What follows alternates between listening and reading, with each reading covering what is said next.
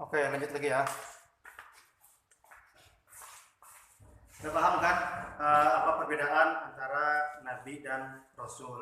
Nabi itu wahyu yang disampaikan kepada nabi tidak untuk disebarluaskan kepada umatnya untuk diri sendiri saja kalau nabi.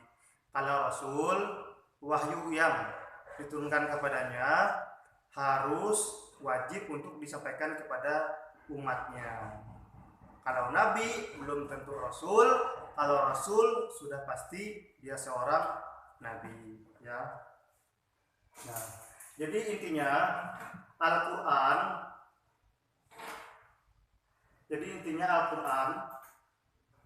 adalah mukjizat yang mukjizat nyata yang sampai saat ini masih kita rasakan.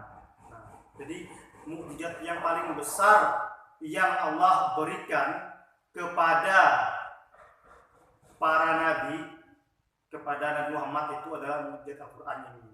Nabi dulu pernah dia memiliki mukjizat yang sangat luar biasa, mengeluarkan air dari jari manis beliau yang mulia itu. Nabi juga pernah membelah laut, pernah membelah bulan. Nabi Muhammad itu mukjizat yang kita tidak bisa merasakannya, tidak ada kita pada kejadian itu. Tapi kalau Al-Quran adalah bentuk nyata dari mukjizat yang Allah berikan kepada baginda Nabi besar Muhammad SAW.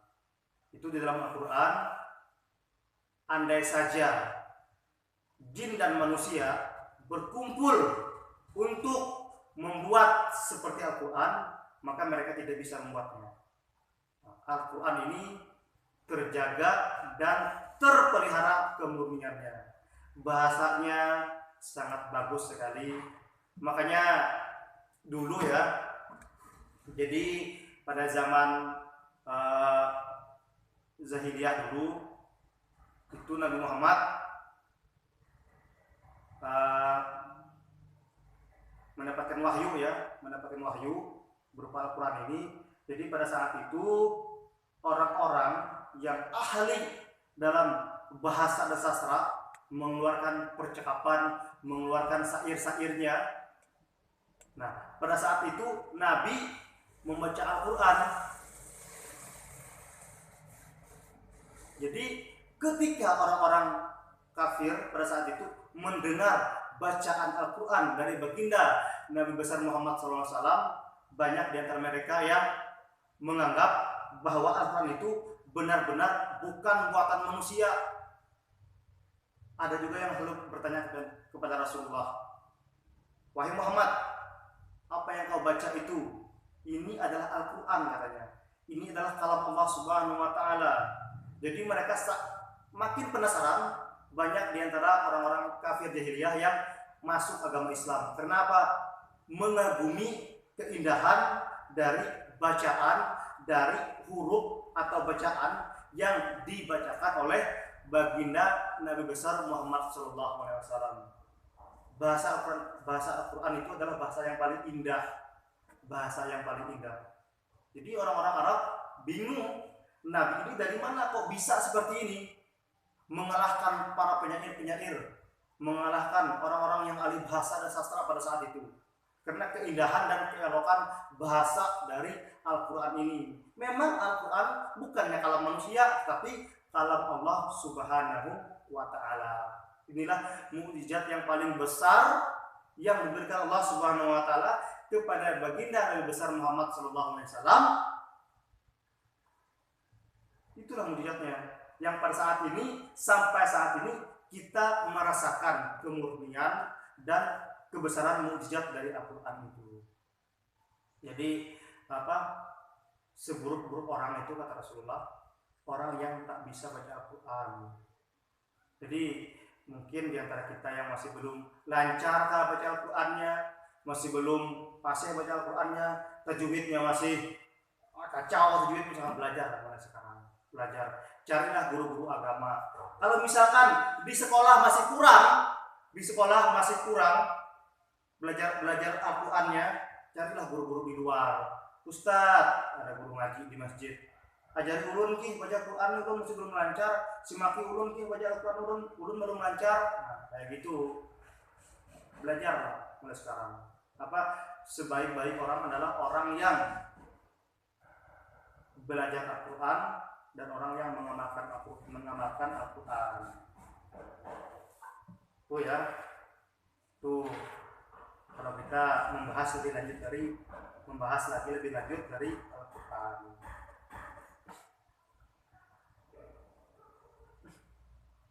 Ini ada syarat-syarat dari mukjizat, saya baca ya.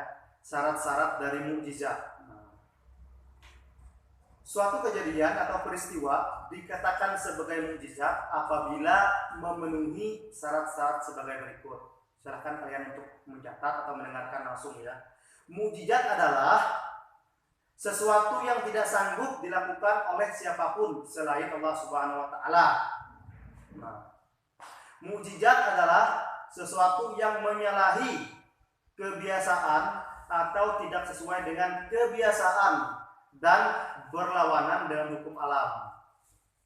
Yang ketiga, mukjizat harus berupa hal yang dijadikan saksi oleh seseorang yang mengaku membawa risalah ilahi sebagai bukti atas kebenaran pengakuannya. Itu seorang nabi ya, seorang nabi atau seorang rasul. Mukjizat terjadi bertepatan dengan pengakuan nabi yang mengajak bertanding menggunakan mukjizat tersebut.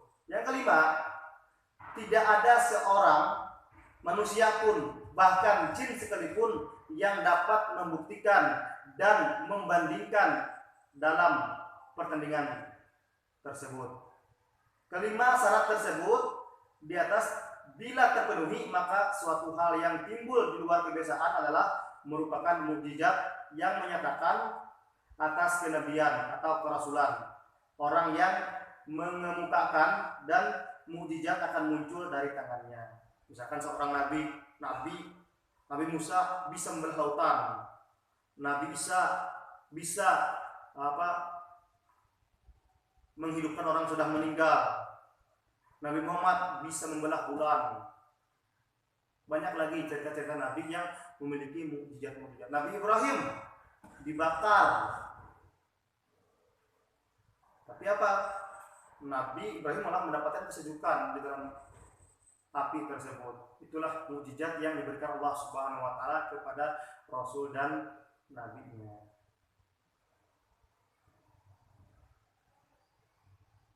Jadi nanti sekitar beberapa pertemuan, 2 atau 4 pertemuan ya, saya membuat vlog. Jadi kalian harus nonton sampai habis nih. Nanti ada soal nanti ketika sudah berapa ya, 2 atau 3, 4 pertemuan ya, saya akan membuat soal bagaimana nanti kalian bisa mendefinisi dari Al-Quran, mendefinisikan dari apa pengertian hadis. Hadis itu apa, Al-Quran dan hadis. Itu pembicaraan kita, Al-Quran dan hadis. Belajar nanti tingkatan hadis seperti apa. Ada hadis sahih, hadis hasan, hadis dhaif, ada hadis mutawatir, ada juga hadis maudhu, hadis mursal, hadis marfu. Macam-macam hadis itu, ada tingkatannya. Ada syarat-syarat hadis sahih di mana, ada apa yang dimaksud dengan rawi, apakah yang dimaksud dengan sanad, apakah yang dimaksud dengan matan, gitu ya. Mungkin sekian dulu yang dapat Bapak sampaikan. Mudah-mudahan bermanfaat untuk kita semua. Mudah-mudahan kita diberikan umur panjang, bisa melewati masa corona ini dengan diberikan kesehatan oleh Allah Subhanahu wa taala. Oke, terima kasih. Sebelumnya ini ya, saya upload di YouTube channel VPKP TV. Yang belum subscribe silahkan subscribe dulu untuk menghidupkan channel kita. Tekan tombol like, komen di bawahnya juga. Oke, terima kasih. Bapak akhiri. Wabillahi taufik wal hidayah. Wassalamualaikum warahmatullahi wabarakatuh.